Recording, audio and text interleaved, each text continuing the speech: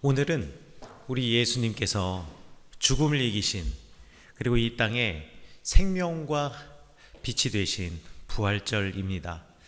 그리고 우리는 그 하나님의 아들, 딸로 우리도 이 땅에서 생명과 빛의 삶을 약속받은 주님의 자녀로 다시금 우리의 정체성을 찾아가고 거듭나는 날이 바로 오늘입니다.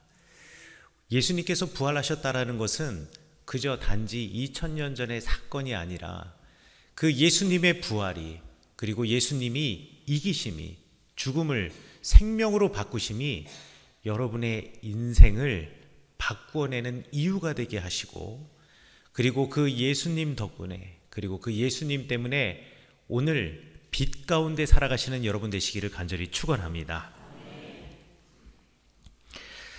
이스라엘 네게부, 그러니까 이스라엘 남부 광야 지역을 네게부라고 부르는데요, 이 이스라엘 남부 광야 지역 네게부에 가면 키부츠 스데이보케르라고 하는 곳이 있습니다. 이 스데이보케르는 이스라엘의 초대 수상 벤구리온의 집이 있는 곳으로 이스라엘에 널리 알려졌고, 또 이스라엘에 관심이 있고 그 역사에 관심이 있는 사람이라면 모두 다 아는 곳이 스데이보케르입니다. 보시다시피 사진에서도 보시는 것처럼 그 아무것도 없는 삭막한 광야, 그 언덕 위에 나무를 심고 농장을 만들고 건물을 세우면서 키부츠를 세웠습니다. 키부츠라고 하는 것이 무엇이냐면 1909년 이래로 이스라엘을 개간하고, 이제 그때 당시는 이스라엘이 아니라 팔레스타인 땅이라고 불렸지요. 그 땅을 개간하고 자립을 꿈꾸던 공동체들, 그리고 그 땅을 복된 땅으로 만들고자 하는 신앙적인 비전, 그리고 자신들의 꿈을 이루기 위한 노력의 그 장소가 키부츠였습니다. 처음 유대인들이 이스라엘 땅에, 팔레스타인 땅에 들어올 때 그 넓은 이스라엘 땅에서 사람이 살 수 있는 땅이 7%에서 10%밖에 되지 않았습니다. 그러니까 전 국토가 황무지였다라고 생각하시면 되겠죠.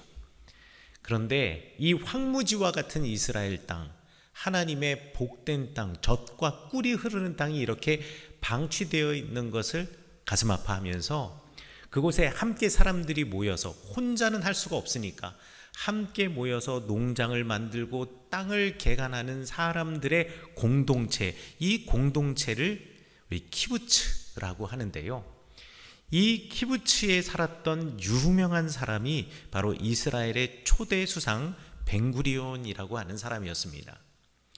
이 벤구리온이라고 하는 사람은 사실 폴란드 사람인데요, 폴란드 사람인데 20세, 1906년에 팔레스타인 땅으로 이주를 해와서 그곳에서 젊은 시절을 보내며 이스라엘 공동체의 젊은 지도자로서, 그래서 노동운동을 하기도 하고 또 독립운동을 위한 무쟁 투쟁을 하기도 하면서 이스라엘 공동체의 실질적인 지도자의 역할을 했던 사람이 벤구리온이었습니다.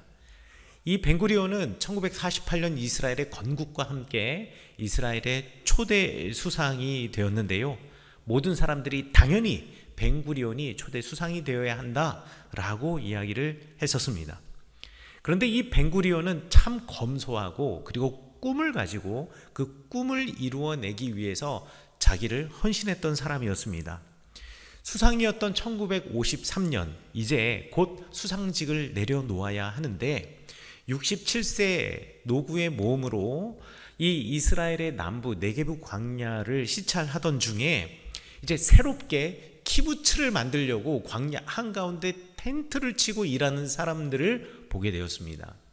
바로 그 사람들이 만든 키부츠가 스데이보케르라고 하는 키부츠인데요, 차를 타고 지나가다가 그 사람들을 만나서 그 사람들을 격려하고, 그 사람들이 왜 물도 없고 그리고 한 포기의 풀도 제대로 자라나기 힘든 이 땅을 개간하는가에 대해서 서로 이야기를 나누던 중 마음이 막 뛰는 겁니다. 그래서 이 사람이 총리관적으로 돌아와서 이 공동체, 그러니까 텐트를 쳐놓고 그 광야를 개간하고 키부츠를 만들려고 하는 사람들에게 편지를 써요. 편지를 쓰기를, 내가 이제 곧 총리직도 내려놓고 할 텐데 내가 총리직 내려놓으면 나 그 키부츠에 가서 당신들과 함께 일하면서 이 광야를 개간하고 이 땅을 하나님의 땅으로 만들고 싶다고 라고 편지를 씁니다. 그 편지를 받은 사람들이 행복했을까요? 아니면 싫어했을까요? 아주 싫어했습니다. 67세 노인이 와서 뭘 하겠습니까? 그리고 이스라엘의 총리까지 했던 사람인데 사람들이 총리직 하게 되면 사람들이 다 받들기만 하지 누가 이 사람이 자기 손으로 뭐 하나라도 할 수 있는 것 있겠습니까? 그래서요, 사람들이 이 편지를 받고 그 공동체 사람들이 이 벤구리온의 편지를 받고 정중하게 거절을 합니다.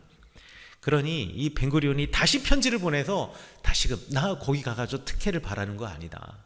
나 그곳에 가가지고 이름만 걸어놓고 내가 이런 사람이라는 거 사람들한테 보여주려고 그러는 게 아니라 내 순수한 마음으로 열정을 가지고 그곳에서 이 땅을 개간하고 이 땅을 사람이 살 수 있는 곳으로 만들기 원한다 라고 여러 번 다시금 재차 편지를 보내서 그 키부츠에 있던 사람들이 그러면 우리 받아주기로 합시다. 그렇게 약속을 해서 53년, 그러니까 수상직을 그만두고 난 다음 첫 번째 첫 초대 수상직을 그만두고 난 다음 키부츠로 돌아갔습니다. 실제로 키부츠에 갔을 때 이 사람에게 주어진 집이 있습니다. 키부츠는 개인 소유 주택이 있는 게 아니라 함께 일하기 때문에 똑같은 집들을 지어놓고 마치 여러분 우리 통일촌 가면 거기 보면 집들이 다 똑같이 구획이 만들어져 있고 집 모양도 다 똑같잖아요. 그 똑같은 집 하나를 받은 겁니다. 그래서요, 수상인데도 불구하고 그 사람이 살던 집에 가면은요, 딱 방에 침대 하나, 의자 하나, 지금 저게 방 전체를 찍은 겁니다. 제가 저거보다 더 크지도 않아요. 침대 딱 들어서 주무시고 옆에 의자 하나 있고 딱 그겁니다. 저게 수상이 살던 집이었고요. 거실도 있습니다. 거실 하나, 방 하나, 화장실 하나, 부엌 하나거든요. 거실 딱 저겁니다. 의자 4개 놓고 테이블 놓고 텔레비전 한 대 올려놓으면 그 거실에서 더 이상 움직일 데가 없어요. 그리고 바로 옆에 이제 화장실과 그리고 부엌이 붙어 있는 거죠. 저곳에서 그들과 함께 살면서 아침 6시만 되면 키부츠 사무실에 가가지고 일거리 달라고, 오늘 내가 해야 될 일이 무엇이냐고. 그래서 제일 먼저 내가 나이가 많은데 또 수상까지 하다 왔는데 내가 늦으면 사람들이 혹시 나의 진실성을 의심할까 봐 매일같이 아침 6시가 되면 제일 먼저 키부츠 사무실 앞에 가가지고 오늘의 일거리를 받던 사람이 바로 이 벤구리온이었습니다. 이 벤구리온의 삶에 대해서 사람들이 너무나 감동받아서요, 그래서 첫 번째 총리직을 그만두고 이 키부츠에 와서 살아가는 이 모습을 보고 2대 총리가 끝나고 난 다음 다시 세 번째 총리직을 이 벤구리온에게 이스라엘 사람들이 맡깁니다. 그래서 55년부터 62년까지 다시 수상으로 텔아비브, 수도인 텔아비브에 가서 수상직을 역임하거든요. 그럼에도 불구하고 자기 집을 빼지 않았어요. 그리고 자기가 수상직을 마치고 난 다음 다시 또 이 스테이 보케르 키부츠에 돌아와서 자기 집에서 살면서 열심히 일을 했습니다.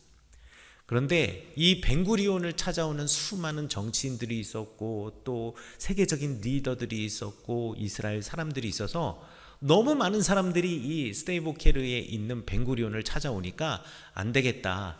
이 키부츠에서요, 이 오는 사람들을 맞이하고 그들과 좀 이야기를 해야 되는데 그 거실에 딱 4명 의자 앉을 수 있잖아요. 그래서 안 되겠다. 손님을 만질 수 있는 응접실 딱 1개만 더 주자라고 해가지고 이 키부츠에서 유일하게 이 수상에게 딱 방 하나 더 준 공간이 저 공간입니다. 저게 사람들이 키부츠는 무엇인지, 이스라엘의 미래는 어디에 있는지 수많은 편지들이 오고 사람들이 찾아오면 저곳에서 편지로 답장을 하고 사람을 맞던 유일한 응접실이었습니다. 그래서요, 지금도 이스라엘에서는 이 벤구리온을 국가의 아버지, 이스라엘의 아버지라고 부르고 이 벤구리온이 모든 수상들의 기준이 되었어요. 그래서 이 총리들이 뭐 지나치게 이제 치부를 한다거나 또는 지나치게 무언가를 한다거나라고 하면 늘 사람들이 그 총리, 그러니까 수상으로서의 기준인 이 벤구리온의 예를 들면서 벤구리온을 봐라. 우리의 초대 수상을 봐라. 우리의 처음 지도자를 봐라. 그 사람의 정신과 그 사람을 따라야 하지 않겠느냐라고 늘 이야기를 합니다. 그래서 이스라엘 건국이 한참 지난 지금도 늘 벤구리온은 사람들의 입에 오르내리고 이스라엘 공항의 국제공항, 텔아비브에 있는 국제공항의 이름이 벤구리온 국제공항이라고 이름까지 붙여지게 되었습니다. 한 사람이 남겨놓은 그 사람의 흔적을 보면 그가 어떤 사람인지 굳이 설명하지 않아도 알 수 있습니다. 그가 살아왔던 공간, 그가 살아왔던 그 삶 속에서 남겨놓았던 말들을 보면서 그리고 그 삶을 보면서 그 사람이 어떤 사람인지 우리가 알 수 있는 것이요. 이거는 굳이 설명이 필요가 없습니다. 그렇다면 예수님이 남기신 그의 흔적 무엇이라고 말할 수 있을까요? 저는 예수님께서 남겨놓으신 그 흔적이 바로 빈 무덤이라고 생각합니다. 빈 무덤은 과연 무엇을 의미하는 것일까요? 빈 무덤에 대해서 여러 가지 의미를 부여할 수 있겠지만 오늘 이 부활주일에 여러분들에게 말씀드리고자 하는 이 빈 무덤의 의미는 자유입니다. 무덤은 우리를 가두어 두지만 세상에 어느 곳도 우리를 가둘 수 없다라는 선언이 바로 빈 무덤입니다. 저 빈 무덤 안에 빛을 가두어 놓고 싶지만 빛은 저 어둠에 갇히지 않는다라는 것을 보여주시는 것이 무덤 문이 열린 그리고 예수님이 계시지 않는 빈 무덤입니다.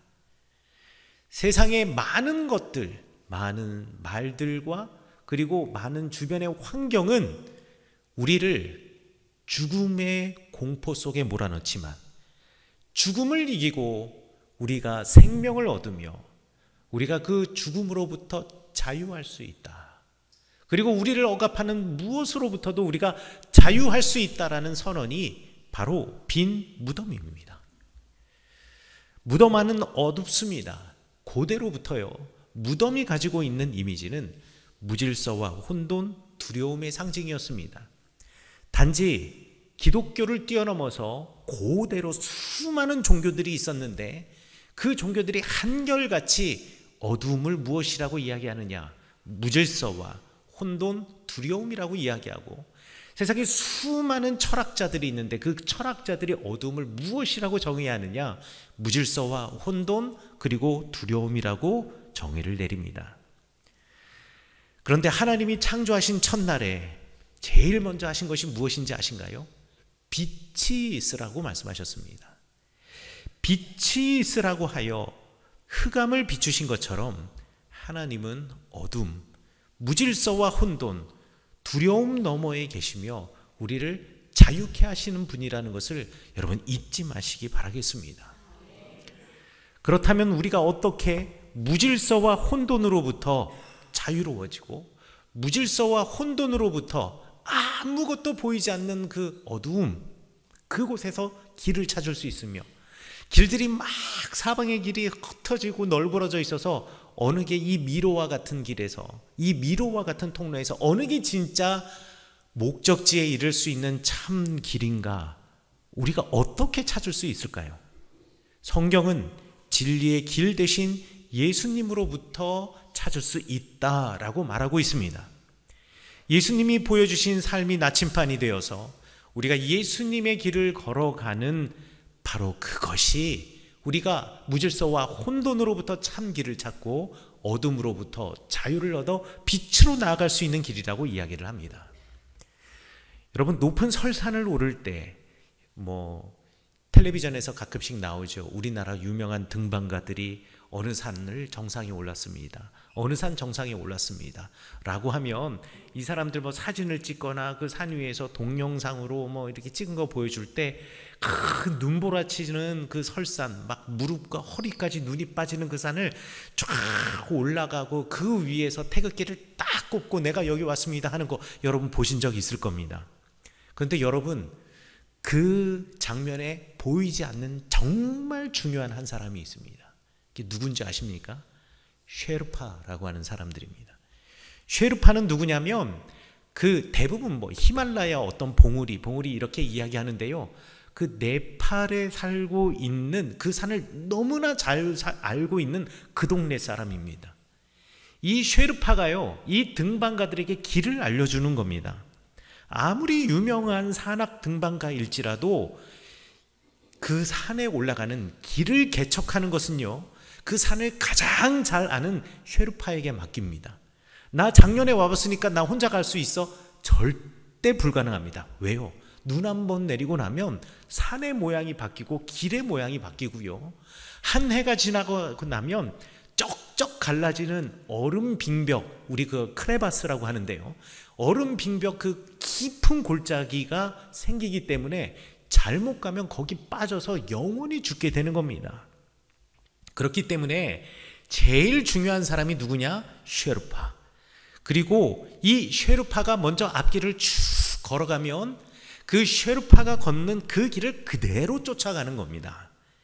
그래야만 체력적으로도, 이미 그 사람이 눈을 헤치고 가면서 밟아놓은 길을 쫓아가야 체력적으로도 내가 스스로 자기 체력을 비축할 수 있고 손쉽게 쫓아갈 수 있고요, 그 쉐르파가 걸어가는 길 쫓아가지 않고 내가 여기가 더 빠른 길 같은데 왜 쉐르파가 이렇게 돌아가지? 이렇게 쭉 가로질러 가면 훨씬 빠를 것 같은데 하면서 가로질러 가는 순간 크레바스에 빠져서 죽을 수도 있다라는 겁니다.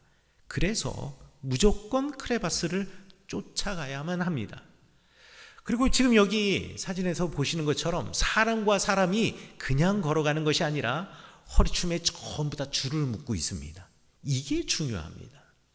줄을 묶고 있어야지 혹시 사람이요 너무 피곤하고 힘들잖아요. 걸어가면서도 자요.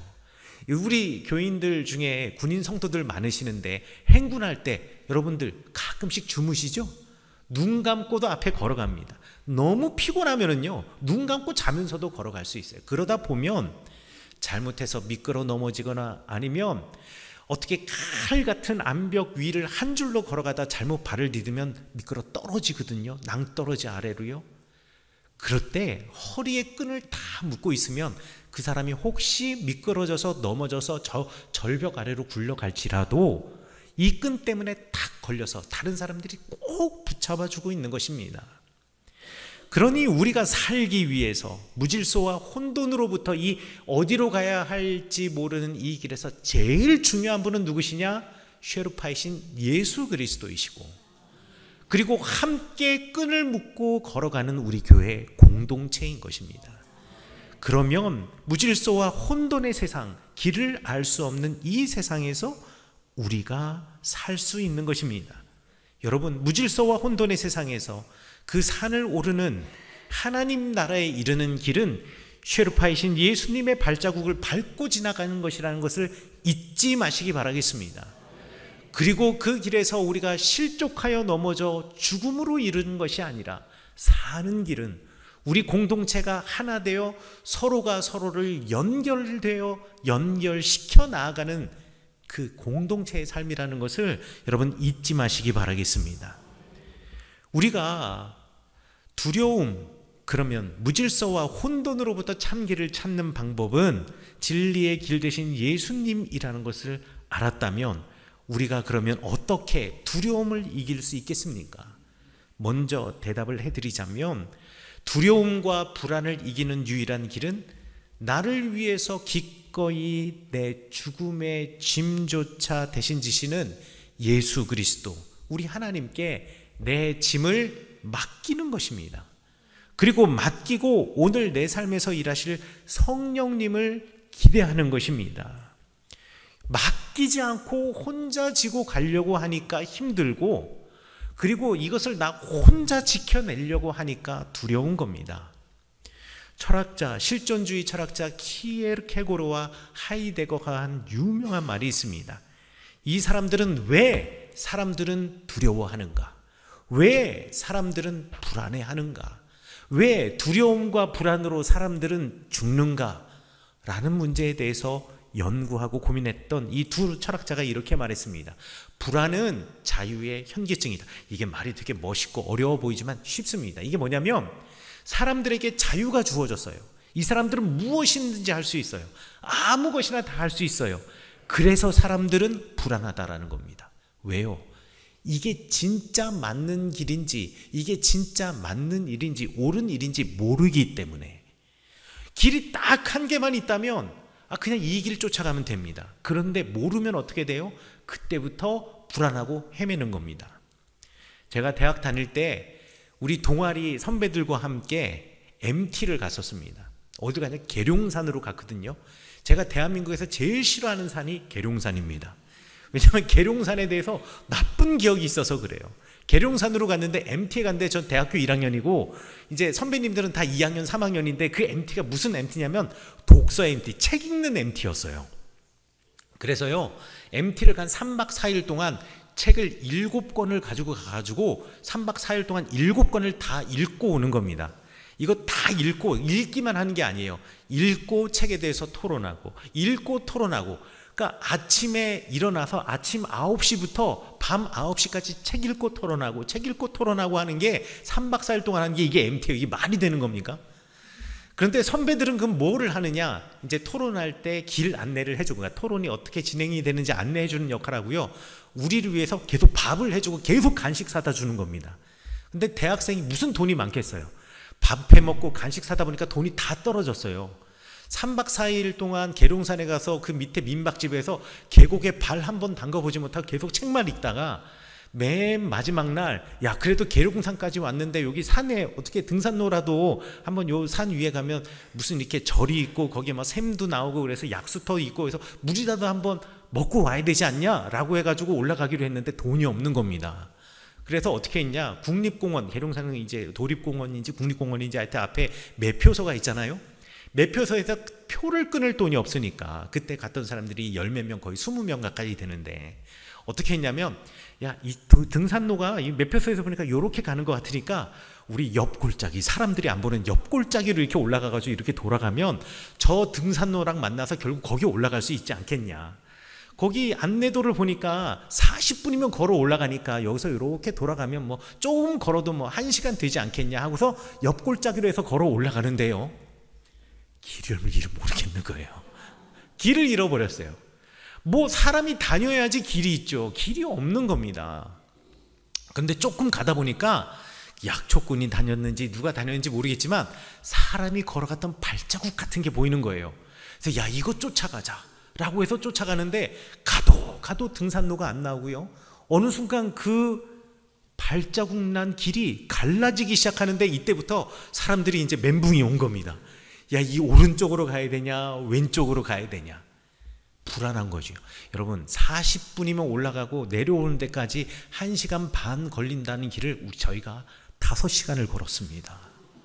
길을 중간에 잃어서요. 불안은 자유의 현기증이다가 바로 그 말입니다. 우리는 무엇하든지 자유가 있어요. 돈을 내고 매표소로 갈 자유도 있고요. 옆으로 돌아갈 자유도 있습니다. 그리고 가다 보면 길이 있는데 이 길을 선택할 자유도 있어요. 그런데 저 바른 단쪽 길을 선택할 자유도 있습니다. 근데 뭐가 정답인지 모르거든요. 그러니 불안하다라는 겁니다. 또 두려움은 어떤 것으로부터 나오는 것이고 불안은 아무것도 아닌 것으로부터 나온 것이다 라고 하이데거가 이야기했는데, 이게 뭐냐면요, 두려움은 구체적인 대상, 그러니까 뭐 죽음이라든가 질병이라든가 내 인생의 실패, 이런 어떤 실체로부터 나오는 것인데 불안은 실체가 없다라는 거예요. 그냥 한 사람이 불안해지기 시작하면 모든 것이 다 불안하다라는 겁니다. 그게 불안한 것도 아닌데도 불구하고 그냥 사람은 그 존재 자체가 불확실성에 있기 때문에 그냥 불안하다라는 겁니다.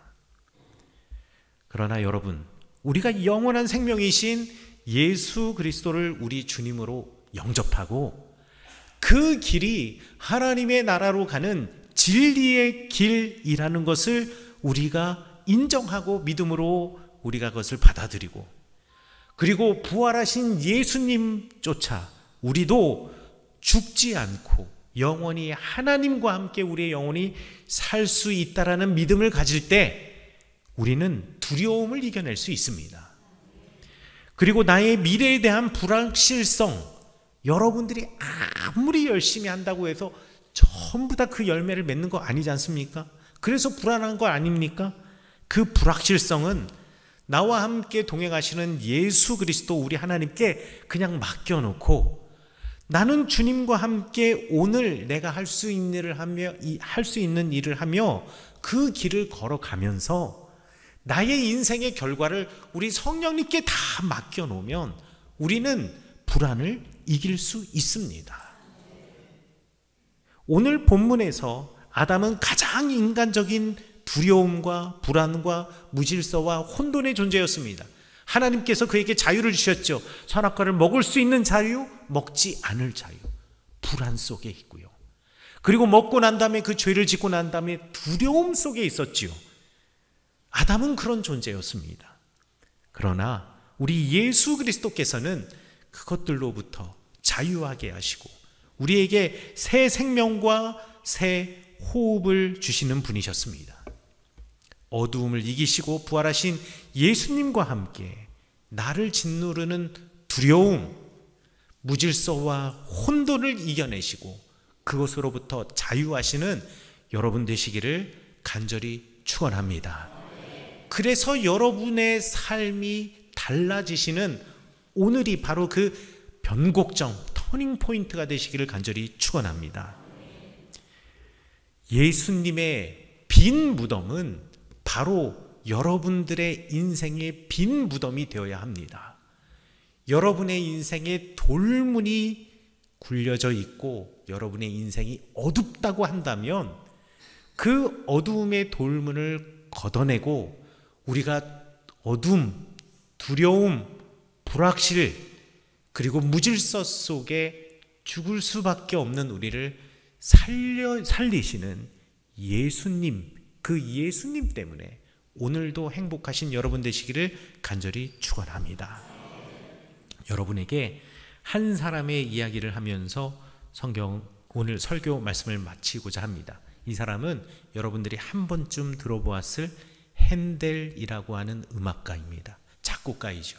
유명한 오페라 작곡가이자 또한 오라토리오의 작곡가이기도 합니다. 이 핸델은요, 루터교 신앙의 가정 위에서 성장한 사람입니다. 마틴 루터가 종교개혁을 하고 개신교인으로서 이 핸델은요, 기독교인이었어요. 그런데 이 사람은 세속적인 성공과 궁정음악가로서의 삶을 추구하면서 내가 얻은 그 사회적인 부와 명예와 존경, 그것 자존심으로 살아가던 사람이었습니다. 그런데 연이은 오페라를 실패하고요.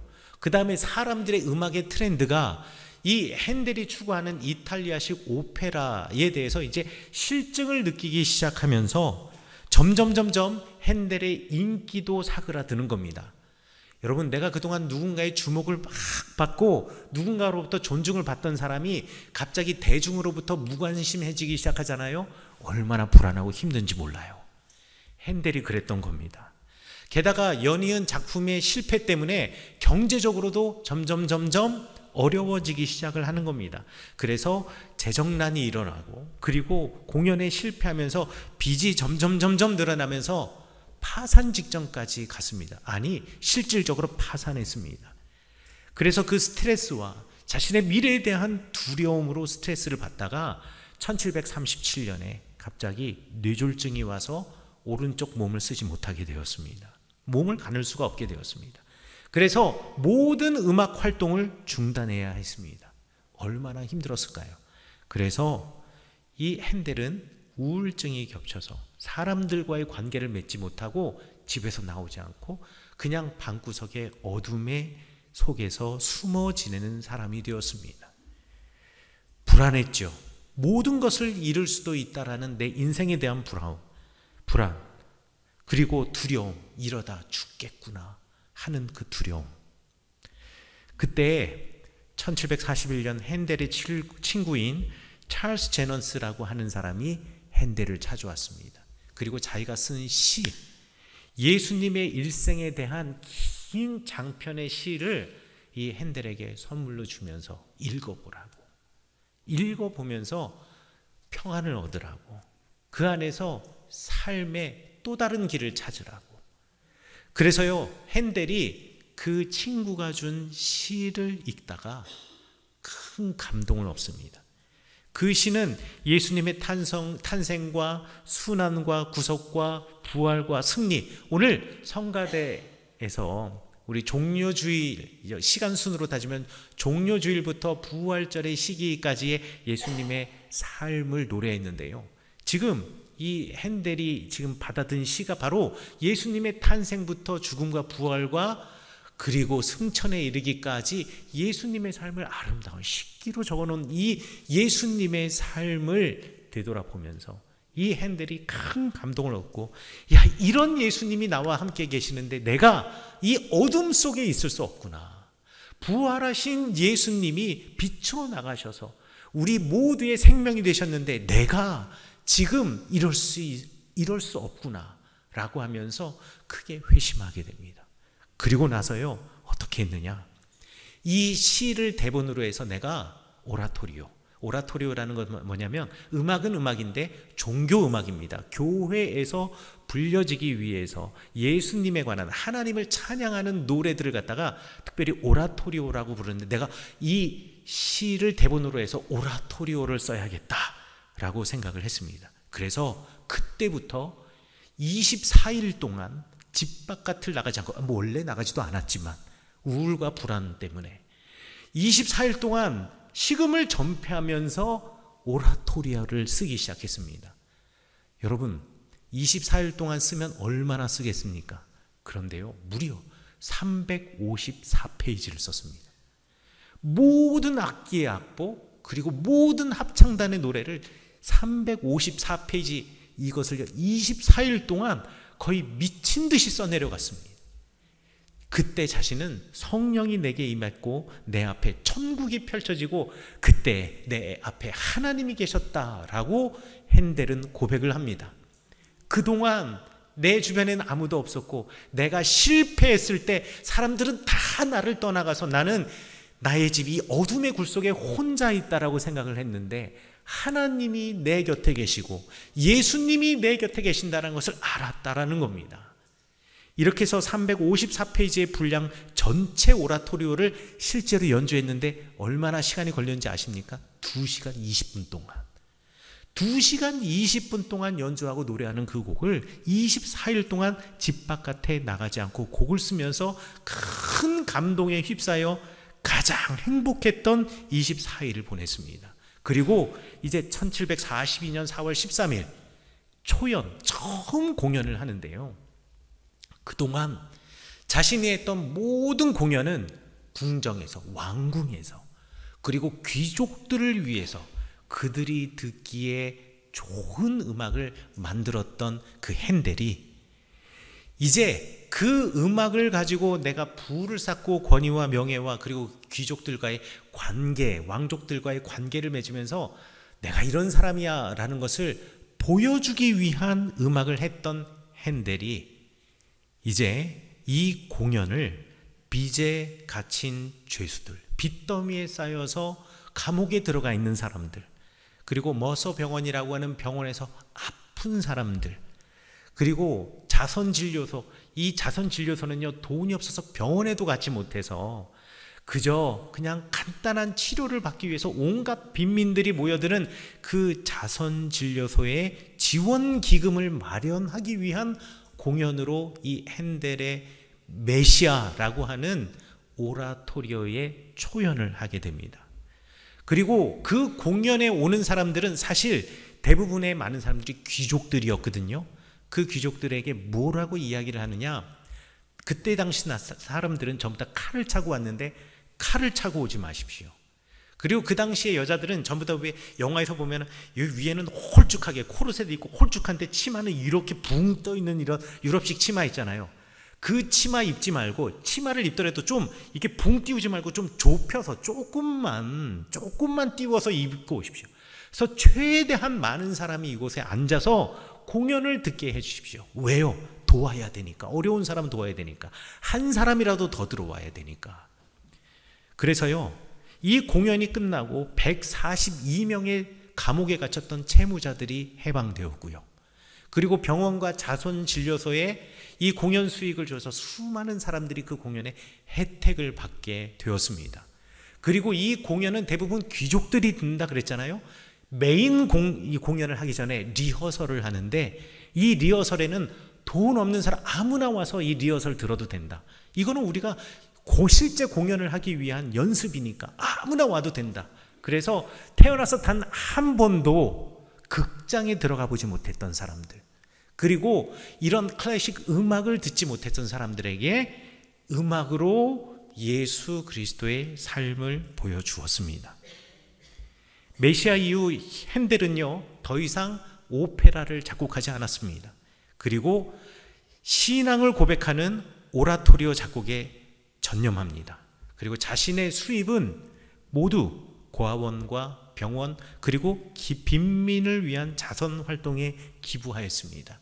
핸델의 꿈은 무엇이냐면, 우리 예수님이 돌아가셨던 그날 나도 죽기 원한다.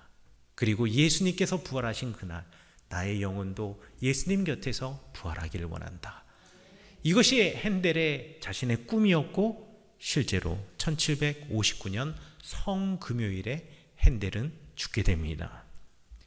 자신의 무덤과 같은 두려움의 삶을 세상의 평판, 인기, 돈으로 채우려 했던 과거를 벗고 그 무덤 문을 열고 나의 빛 되신 예수님을 만나서